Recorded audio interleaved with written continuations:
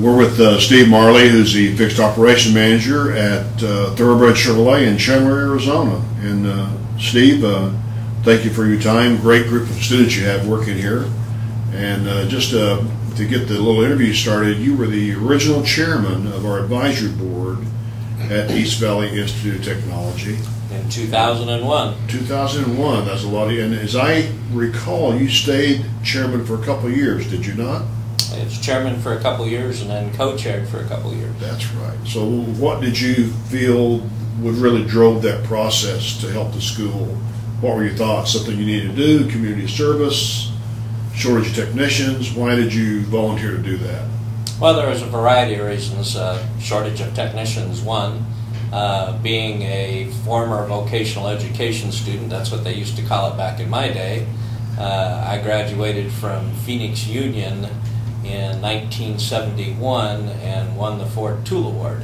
So it was that education that got me into this business, and I started off as a technician and then decided that I needed to do something different and continued with my education and got into management. Because of that opportunity, I felt that I needed to give back. Well, congratulations and thank you for doing that, because that's really, that advisory board does in fact drive the process at the school. We've made some great decisions there. As I recall, you're the guy that raised your hand and said, guys, it's going to be 100 degrees next month, maybe we should teach air conditioning. Absolutely. It was not a required skill, but it's required here in Arizona, and it's one of those situations that when you're a service manager looking for technicians, you're absolutely looking for people with AC experience. There you go. And the school's been able to provide that. Great. Number of students have job shadowed, or the length. So what year did you start job shadowing students? Do you recall? In 2001, so it's been 12 years. Wow. And we've job shadowed anywhere from 4 to 6 students a year. Fantastic. We've got a lot of them. And out of that group, I think we've hired 14 students over the years. Fantastic. Well, thank you for doing that. As far as the job shadowing process, we just interviewed 3 of the students.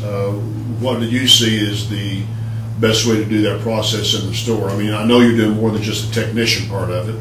So can you give me a brief description of how your job shadowing works here at Thorobred?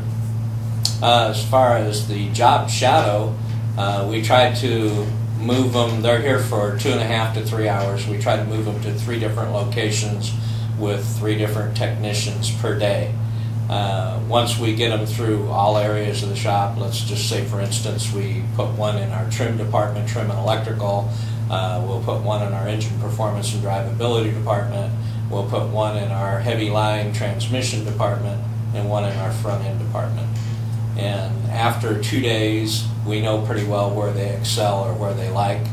Students have an interesting way of migrating to areas that they seem to excel in. And the following 3 days, we'll put them in that area where they excel, and we'll allow them to work with the technicians and get their hands dirty. We talk to them at the end of every day before they go back to school. I go over their worksheets with them. I ask them what they learned today. I get to interview the technician as far as their aptitude, their skills, and whether the technician cares for them or not, and their enthusiasm. And at that point, then that allows me to make a determination if we bring them back for an internship. Fantastic. Randy Baker calls that the job shadowing a 5-day job interview is what he refers to that. And that sounds like that's pretty much what you do. Basically what it is.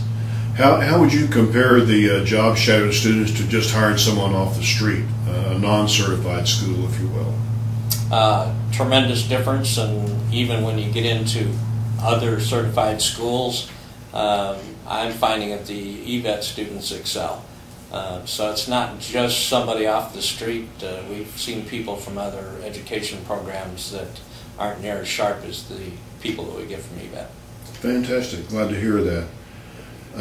As far as the soft skills, being on time every day for work and so forth, have they pretty much been through some of those Skills USA, if you will, professional development areas, how to fill out a resume? Do you see that these students have that already in their hand when they come here, or is that something that that is important to you or not? It's very important to us, and we won't bring them back for an internship if they were late or left early or had attitude problems during the job shadow. The other thing is I've had the privilege of being on campus, and we actually do a class where we have students fill out applications, we do interviews, and we teach them how to do the interview process. So it's kind of fun to see them come back here and have to do an interview. A real one. Absolutely. So, Steve, also, we'd just like to say thanks while we're here, because you've donated a vehicle for their Perfect Attendance Award at EVIT, and that's done every year on campus. And so I know this last year was a beautiful turquoise green colored Camaro, which one of our students there won for perfect attendance. So thank you to you and Thorobred Chevrolet for helping us with that award. That's my pleasure. That's been a lot of fun. We've done that for 4 years, and I believe the first year they had 142 students qualify. This year they had over 260 students qualify. Wow. So it's a growing program. There's a lot of enthusiasm there, and it's also teaching the students that you need to attend every day, just like you are at work, and your job is to get educated and be there on a daily basis. So subliminally there's a real good lesson there, and hopefully that's something that they can carry for the rest of their lives. Fantastic, and thank you for doing that. And I guess the last question, and I don't know a lot about this, my understanding is you sponsor their radio station there at the high school. Yeah, that's something that we just kind of tripped into. With all the years that I've been on the campus, I've gotten involved in a variety of programs, or culinary arts programs. Been able to bring General Motors service meetings there. We've brought General Motors meetings and some service advisor contests and training programs. So they've got well acquainted with the meeting facilities and the culinary program there. And through that, I met people at the radio station, and there was a opportunity with the expanding radio tower to get involved in sponsoring the radio station. So it's now 92.3, brought to you by the Thorobred Chevrolet Recording Studios. And it's been a lot of fun getting involved with that program. Fantastic. Thanks, Steve, so much. And what is your total technician count here at Thorobred? Currently, we have 34. 34 mechanical. You also have a collision program here? We have a collision, which we have 20 body men and 14 painters and painters helpers. And then our parts department has 27 people. Fantastic. Great store and great opportunity for our students. Steve Marley from Thorobred Chevrolet in Chandler, Arizona. Thanks for coming. Thanks.